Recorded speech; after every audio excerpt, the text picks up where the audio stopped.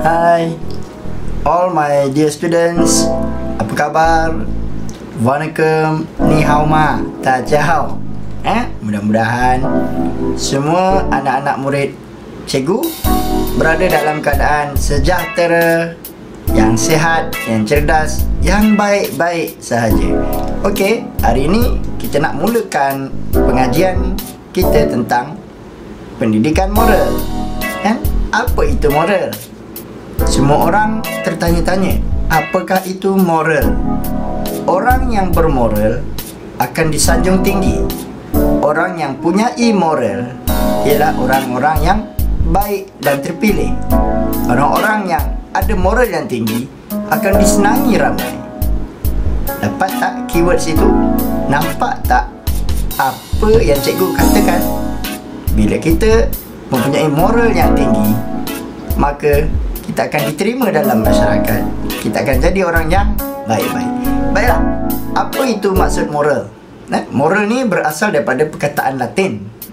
Perkataan Latin iaitu morals. Perkataan ini bermaksud tingkah laku yang baik, betul dan diterima sejajar dengan kehendak agama kita, norma masyarakat, peraturan dan undang-undang sebagaimana yang dipaparkan dalam visual ini. Apa contoh tingkah laku perbuatan-perbuatan yang bermoral?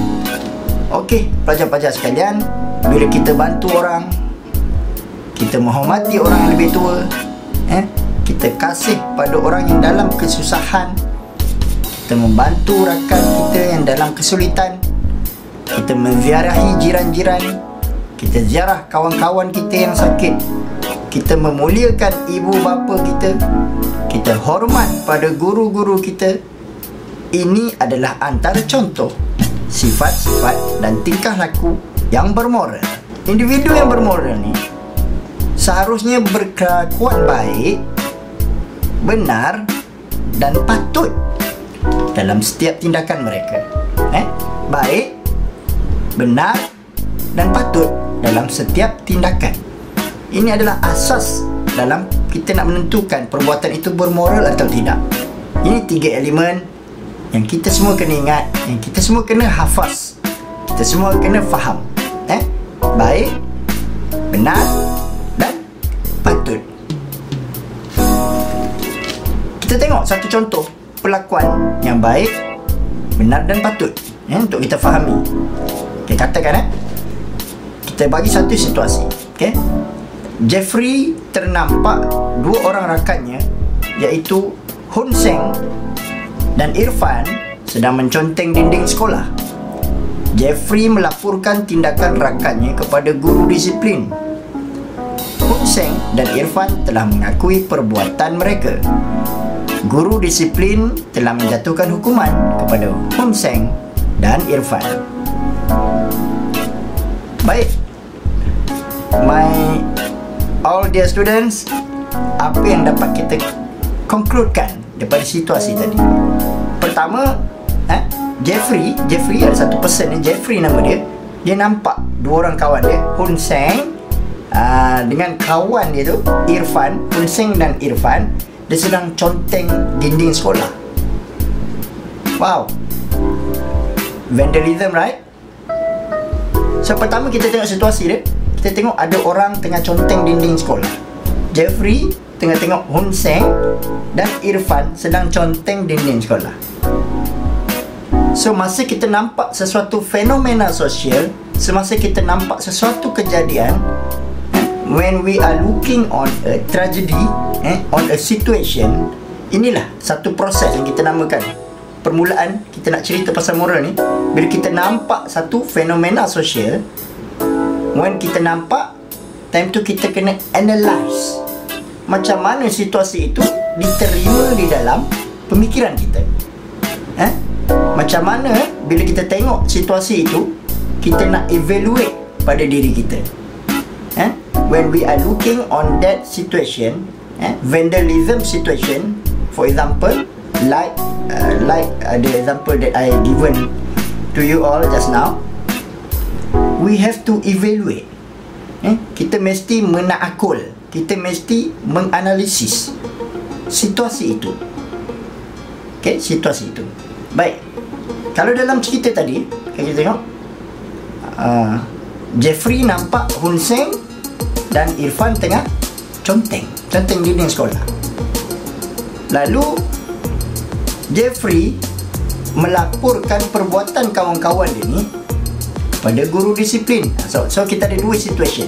Pertama tadi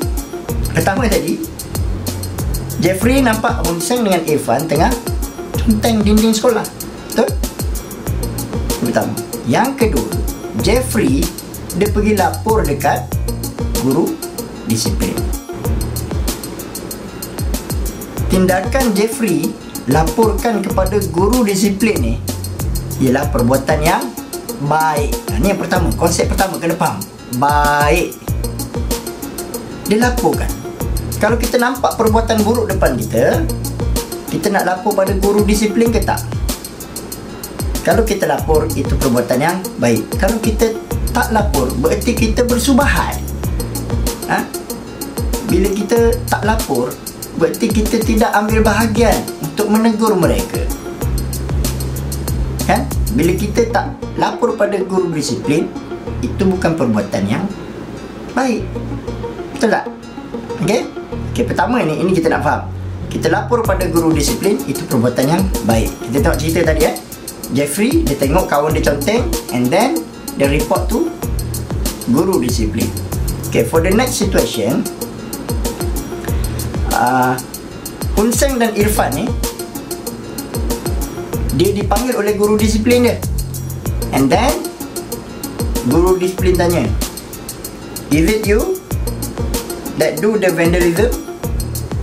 And then Hun Seng and Irfan mengaku perbuatan mereka itu. Dia mengaku perbuatan. Ini situasi yang kedua. Kita nak tengok sini, situasi yang kedua. Pertama, Jeffrey nampak orang tengah conteng, and then Jeffrey pergi report dekat guru disiplin. Perbuatan Jeffrey itu perbuatan yang baik. And then guru disiplin pun panggil Hun Seng and Irfan, come here. Betul tak? Come here.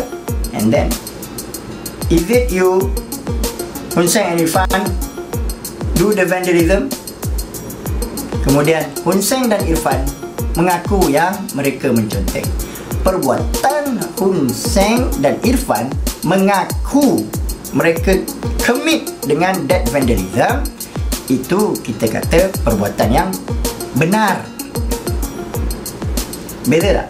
Tadi perbuatan yang baik, report tak report. Yang kedua ini, bila dia mengaku dia yang buat, itu perbuatan yang benar. Ini yang kedua, kena faham bagaimana kontekstual, macam mana kita evaluate proses moral itu sendiri. Bila berlaku satu fenomena sosial, bila berlaku satu situasi, kita nampak depan mata kita, and then kita report. That's what we call baik. Yang kedua, bila kita ngaku, itu adalah benar. Perbuatan itu benar. Sebab bila kita buat salah, kita kena mengaku salah, dan kita kena minta maaf. Betul tak? Kita kena minta maaf. Nilai-nilai inilah yang membentuk moral kita. Nilai-nilai inilah yang membentuk sikap kita untuk jadi orang yang bermoral, untuk menjadi orang-orang yang mempunyai tingkah laku yang bermoral. Ini dia. Itu yang kedua Jadi guru disiplin telah menjatuhkan hukuman kepada Hun Seng dan Irfan mengikut undang-undang sekolah, iaitu mencuci kembali dinding yang telah diconteng. Kebetulan dinding tu dia cat dengan cat minyak, and then kalau kita apply cat minyak dekat dinding, kita boleh wipe lagi. Kita still boleh wipe. Tapi kalau cat itu dia water base, kita tak boleh lap. Dia akan kotor terus. Okay? So perbuatan guru menjatuhkan hukuman kepada Hun Seng dan Irfan itu adalah perbuatan yang patut. Okey, baik. Dalam 3 kerangka elemen moral yang kita bincangkan itu baik, benar dan patut. Ini adalah 3 komponen yang mesti pelajar-pelajar ambil berat. Okay? The 3 terms that we have been used just now, baik, benar dan patut, ketiga-tiga elemen ini students mesti concern. Students mesti ambil berat. Student mesti hafal dan faham. Baik, benar dan patut. Patut selalunya akan melibatkan hukuman. Hukuman akan melibatkan judgement.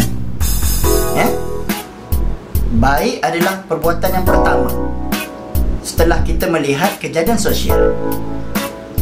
Itu yang baik. Benar adalah perbuatan yang kedua, iaitu berada di tengah-tengah, di medium. Dia adalah bridge. Benar ialah bridging antara baik kepada patut. Jelas? Anak-anak murid sekalian, anak-anak pelajar sekalian, mudah-mudahan student semua dapat memahami bagaimana kompartmen, bagaimana elemen-elemen ini kita satukan dalam kita menganalisa perbuatan-perbuatan sosial, fenomena-fenomena sosial, tragedi atau situasi yang berlaku dalam kehidupan kita. Baik, benar dan patut. Baik, untuk segmen seterusnya, perdengarkan lagu formula ini. Semoga all my students can memorize, can understand apa itu baik, apa itu benar dan apa itu patut di dalam satu-satu tingkah laku bermoral. Okey, baik. Dalam 3 kerangka elemen moral yang kita bincangkan itu baik, benar dan patut. Ini adalah 3 komponen yang mesti pelajar-pelajar ambil berat. Okay, the 3 terms that we have been used just now, baik, benar dan patut. Ketiga-tiga elemen ini students mesti concern, students mesti ambil berat. Okay, secara conclusionnya, baik itu bermaksud tingkah laku yang diterima oleh masyarakat. Itu kita panggil baik. Tingkah laku itu accepted by the society. That is baik. That is good. The second one is benar. Right. Benar. Benar ini tingkah laku yang betul berasaskan fakta dan bukti yang sah. That is mean when we are talking about the right section, right department, the right perspective, it means we are doing something that based on evidence, the facts, the concrete facts and evidence. That's what we are talking about. The second section, right. Just now is good, baik, right? Good.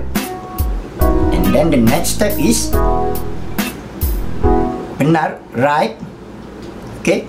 And the third step is patut, should or no. Patut. Patut is tingkah laku yang dibuat sesuai dan diterima oleh masyarakat. Nampak macam rapat semua kan, ketiga-tiga ni, tapi sebenarnya ianya berkisar tentang segmen-segmen yang berbeza.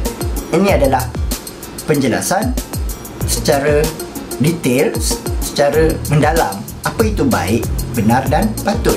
Apa itu good, apa itu right, apa itu should or shouldn't. Okay? Bila kita cakap apa maksud moral dari kata Latin bernama mores, oh maksudnya tingkah laku yang baik, betul diterima sejajar agama, norma masyarakat, juga peraturan, juga undang-undang. Sebagai contoh, berbuat baik, hormat menghormati, membantu orang susah, menziarahi jiran, menghormati ibu ayah, menghormati guru-guru, itulah moral. Ada 3 benda yang perlu kita tahu dalam moral. Ada 3 benda dalam moral yang perlu kita ingat. Ada 3 benda yang perlu kita faham tentang moral. Moga-moga dapat kita jadi orang bermoral. Baik, benar, patut, itu yang kita ingat. Baik, benar, patut, itu yang perlu kita ingat. Baik, tingkah laku yang diterima dalam masyarakat. Benar, tingkah laku yang betul berasaskan fakta. Patut, tingkah laku yang sesuai dibuat, diterima masyarakat, bahagia selamanya. Pentingnya jadi orang bermoral, diterima masyarakat yang berhati mulia. Pentingnya moral supaya kita dipercayai, membantu untuk membuat keputusan, membantu untuk membuat keputusan. Jadilah orang-orang yang bermoral, baik, benar dan patut. Jumpa lagi.